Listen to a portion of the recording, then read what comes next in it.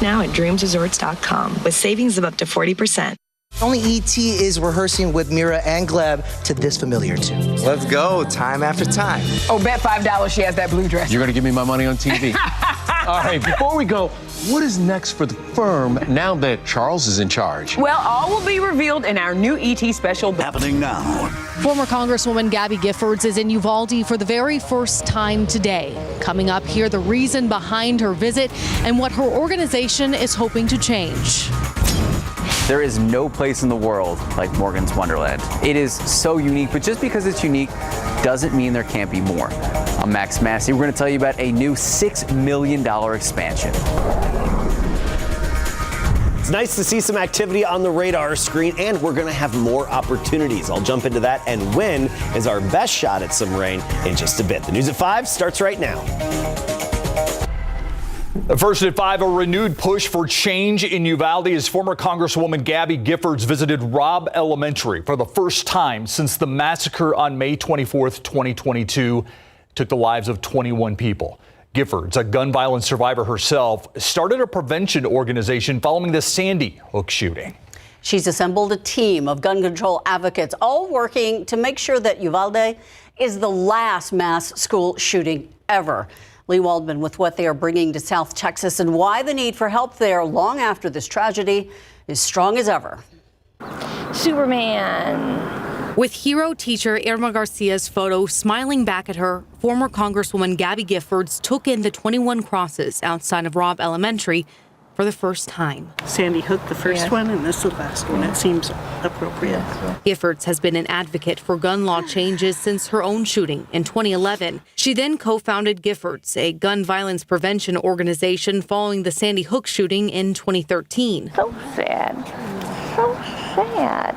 This is one of America's #1 issues. Mike McLively, a policy director with Giffords, has been to Uvalde several times, meeting with families and the community to discuss what their needs are after this tragedy, hoping to bridge gaps. There's still a great need for community services, for spaces, green spaces for kids to get out and play, mental health, behavioral health services. Their organization put together this report after talking with the heartbroken community. It focuses on changes like improving gun laws, creating trauma-informed schools, and expanding community-based services for kids and adults. The resources need to come now. Diane Barrientos is from Uvalde originally. She says the need for change in her hometown is clear. Think of trauma and how the impact of how it's going to impact these children, these families, the domino effect, people losing their jobs, housing. They believe what happened here can be a catalyst for change and an example for what should be done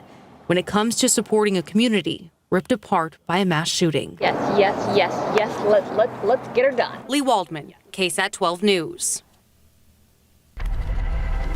A struggle over a gun early this morning is what San Antonio police say led to a man's death, but some say they saw something different. The encounter happened this morning around 2 in the morning at Winston Square Apartments in the 2500 block of South General McMullen, not too far from Roselawn Road.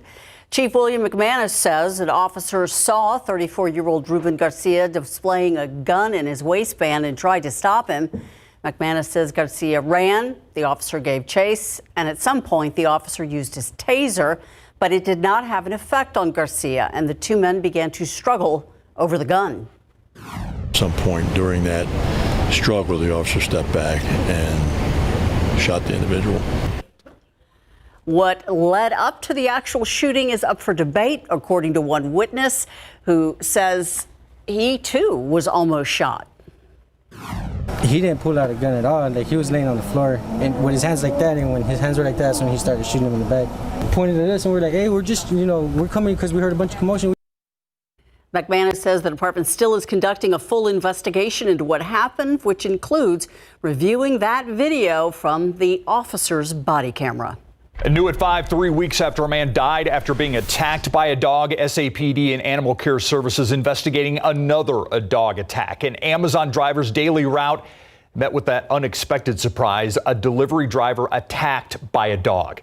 Police say that attack happened shortly after 11 o'clock this morning on the city's south side as that 22-year-old Amazon driver was delivering a package to a house in the 230 block of McNary Street. Police describing the dog as an American Staffordshire Terrier in the front yard of that home was able to jump the fence and actually attack the delivery driver. Police say the driver was able to get on top of the vehicle. The owner of the dog was able to help, but not before the dog bit him. The worker sustained numerous amount of facial injuries. He went into his car, but was still able to call emergency personnel. We contacted ACS, who tell us an investigation into the attack has been launched. They also say they have already issued 4 criminal citations against the dog's owner for no current rabies vaccination, no registration, no microchip, animal being off the property, and another citation for the bite itself. The victim in this case taken to a nearby hospital. New details coming to light about 2 other possible cases involving Eric Cantu. He's the teenager who was shot multiple times by then SAPD officer, an SAPD officer in the parking lot of a McDonald's a year ago. According to court records, Cantu has been named as a suspect in one of 2 felony evading cases that happened just last month. He's accused of speeding away from officers while driving a white BMW.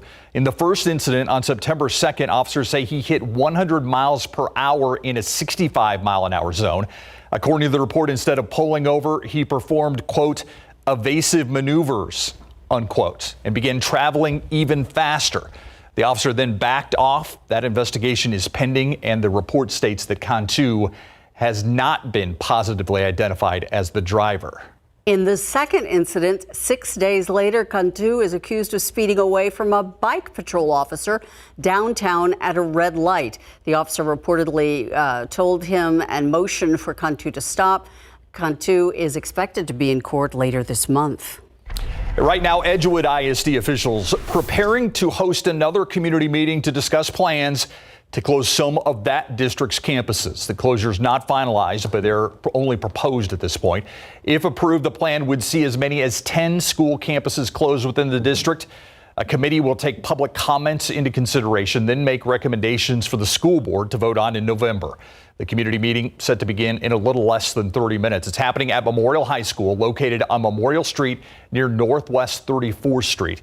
That meeting will be inside the auditorium. It starts at 5:30, will go until 6:30. Today, the first day of early voting in November for that November 7th election. There aren't any federal offices on the ballot this year, but 14 Texas constitutional amendments or propositions are. There are also a few municipal races. Keep in mind, though, anyone planning to vote by mail-in ballot must get that application in by this Friday, October 27th at 7 o'clock. And those applications aren't just, they have to be received, not just postmarked, actually received on that date. Now, until November 3rd, registered voters can vote at any polling site during the early voting period, and that includes Sunday.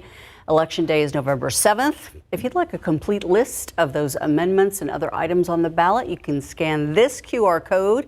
It'll take you to the KSAT election page, where you can also find polling location information. New at 5, Morgan's Wonderland getting ready to close its doors at the end of this month, but it's only a temporary closure to make room for a bigger and better park. Morgan's will undergo a $6 million expansion, the largest expansion yet. It is adding 4 new attractions. It's taking the destination park designed for all families to a new level of fun. Max Massey with an inside look and why families cannot wait to come back. Meet William, a big fan of Morgan's Wonderland. Open sesame. The beautiful thing about Morgan's Wonderland is it's for everybody. It's built for everyone, but we have taken special attention to ensure that our friends with special needs can do everything. Gordon Hartman started Morgan's Wonderland almost 14 years ago, a place where his daughter Morgan and a place where William's brother Ethan could play. It has meant really the world to us because we have a son who's 30 who has a disability and a daughter who's 4. So we've been in this world a long time, and we've lived all over the country, and never have we experienced anything like Morgan's Wonderland. Becky West's children, Sam and Luna, they also love Morgan's Wonderland. Luna loves the sand and she also loves the carousel. And when the West family learned of the new additions, they were thrilled. It's just so exciting that they're adding on, that there's the vision for that. Obviously, there's a need for that. The new additions include a 4D theater, a boat ride, a zip line, and a magic bike ride. And it's time to not only spruce it up a little bit, but also add some incredible rides. So with the addition of new rides and a $6 million expansion, the park is going to have to be closed down from November to March. But when it reopens, the hope is there's going to be more smiles and more memories. Maybe they play differently, walk differently, and that's okay. And it's so fun to come here to Morgan's Wonderland and watch that happen. One stinky cheese. As for Sam, Luna, William, and Ethan, they seemingly can't get enough. How much is that? Max Massey, KSAT 12 News. Where's my change? Some expensive cheese there. Yeah, it's a special place, though. It is. All right, let's go to 281 at the Quarry right now as we're checking traffic on this Monday. All right, that was nice. So let's go to 90 and 36 where there's a little more traffic. You see actually a stalled vehicle in the middle there, and 281 at San Pedro also busy on this Monday afternoon.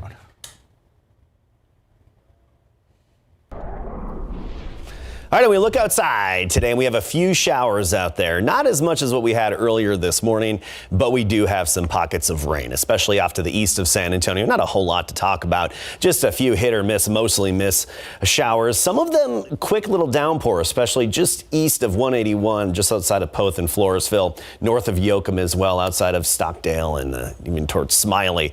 Austin has really had the best luck today, and they're about to get it again, going north up I-35, just outside of San Marcos up through Kyle, headed into Austin, another round of rain. Locally around here, nothing, just the low clouds. Now, a few of these little showers could make their way in, and that's why we have the slight chance of showers through the evening hours. I mean, we're talking a 20% chance. 0.2 of an inch in Warren's rain gauge in Del Rio, 0.7 of an inch in Leon Springs in Roland's backyard. That was good to see. You go to Bernie, though, and only 0.08 of an inch. Temperatures right around 80 degrees, some places in the upper 70s. Also a bit breezy out there. You'll notice that wind out of the southeast at 15 to 25, maintaining the humidity. For now, we're going to talk about more rain opportunities and our next cold front. We need to plan for Halloween. Talk about it in just a bit. Thank you, Adam. Still to come, buying eyeglasses, that's expensive stuff. And where you buy them could dictate how much you spend. We're taking a look at how to buy online versus at the store. We have the pros and the cons next. I'm Myra Arthur here in the newsroom, and here's what we're working on for the news at 6 o'clock today. Threats at schools have become almost a weekly occurrence. Most of the time, they turn out to be nothing. But is your child's school prepared for the real thing? We did some digging, and it turns out that some districts in San Antonio are not complying with lockdown drill standards. We'll show you what we found. Plus, a man charged with capital murder had that charge waived. Erica Hernandez will explain what happened in this case and the sentence that man received for a lesser charge. And it is almost here, the Spurs regular season opener right here at home, and what fans will get in the stands. That shirt right there, all about San Antonio. We'll introduce you to the artist behind this Puro-themed pop art design. All that and more today on the News at 6. Thank you, Myra. Buying glasses online has never been easier or more popular, and it has a lot of advantages. Tons of frames to choose from, and they usually cost less. But as 12 on your side's Marilyn Morris reports, just because you can buy online doesn't always mean you should. Pamela Shelby has 8 pairs of glasses. They're kind of her thing. I work mostly virtually, so it's kind of like my only statement piece. And she hasn't spent a fortune making a statement. She pays less than $70 a pair shopping online. In our ratings, prominent online retailers like iBuyDirect, Warby Parker, and Zenni Optical received high marks from our members when it came to price. At Zenni, for example, members reported paying a median of just $87 after insurance. And also, research suggests that the quality of glasses from online retailers has markedly improved. Consumer Reports' Catherine Roberts bought her glasses online, too, for just $33. Some e-tailers will let you exchange frames you don't like for a little or no cost. But there are drawbacks to shopping online, especially as prescriptions get more complicated. If that's you, you're best off shopping in the store. A Consumer Reports survey found the median price at a doctor's office after insurance was $262, and at independent glasses stores, $346. Consumer Reports members told us when they bought glasses from warehouse clubs like Sam's and Costco and superstores like Walmart and Target, they paid anywhere from $150 to a little more than $200. As for Pamela, she plans to keep shopping online because the savings are easy to see. Marilyn Moritz, KSAT 12 News.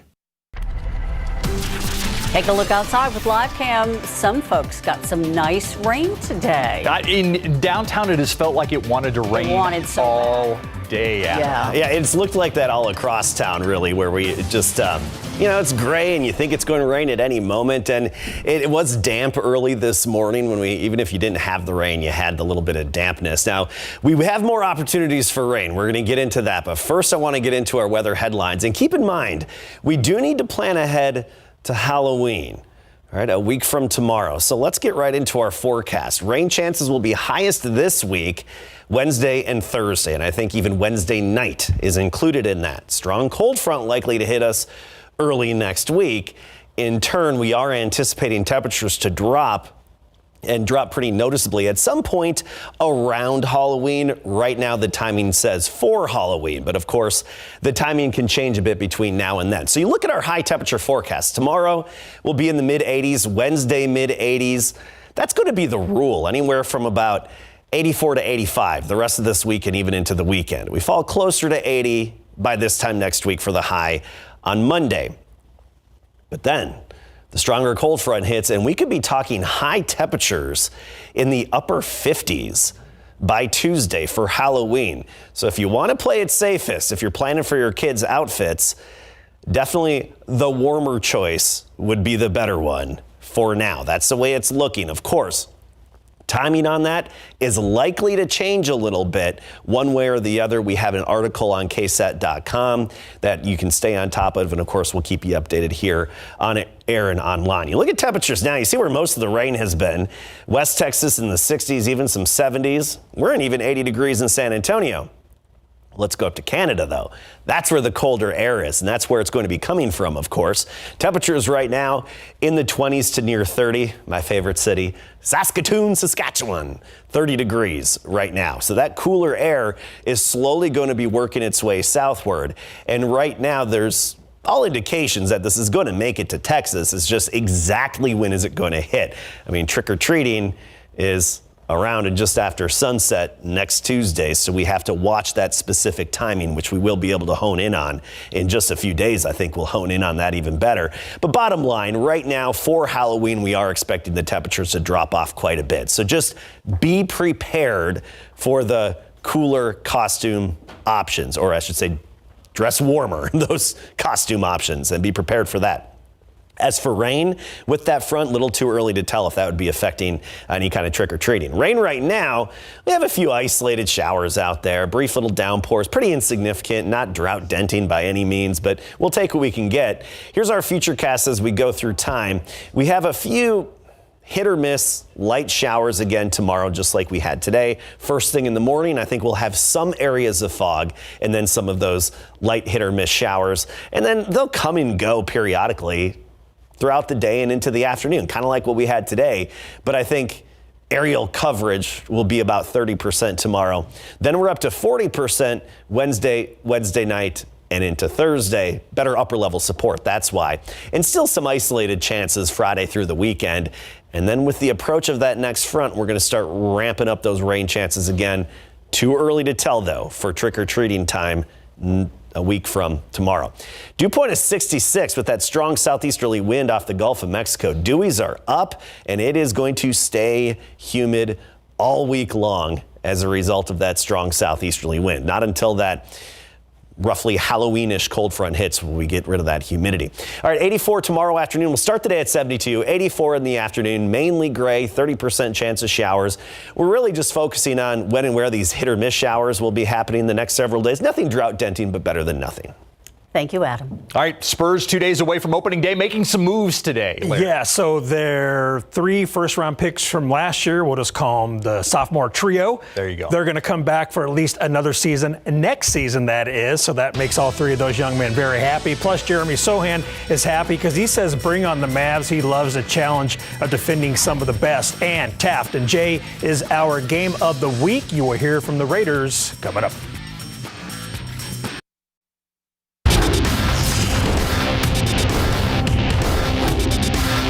Yeah, I think we all deserve it. We've all been working hard, and it just feels good to, have the whole trio get that option. So yeah, it feels good. Jeremy, Malachi, and Blake all got some great news today in Big Board Sports. The Spurs today announced they picked up the third-year team option on forward Jeremy Sohan and guards Blake Wesley and Malachi Branham for the 2024-25 season. The Spurs selected all 3 in the first round last year, marking the first time in Spurs franchise history they had 3 first-round picks in the same draft. The trio are a large part of the Spurs' young core, looking to get the franchise back on top in the West. Now, Sohan, who played in 56 games last season, is looking forward to facing Kyrie Irving and possibly Luka Doncic on opening night. I love those kind of matchups. If I'm gonna play hard, I'm gonna try, stop as much as I can. They're all, superstars, so it's gonna be tough, but that's the type of matchups I want. Spurs will host the Mavs Wednesday night, 8:30 at the Frostbank Center. So Luka is dealing with a strained left calf. He practiced today and will practice again tomorrow before a decision is made on his status for Wednesday night.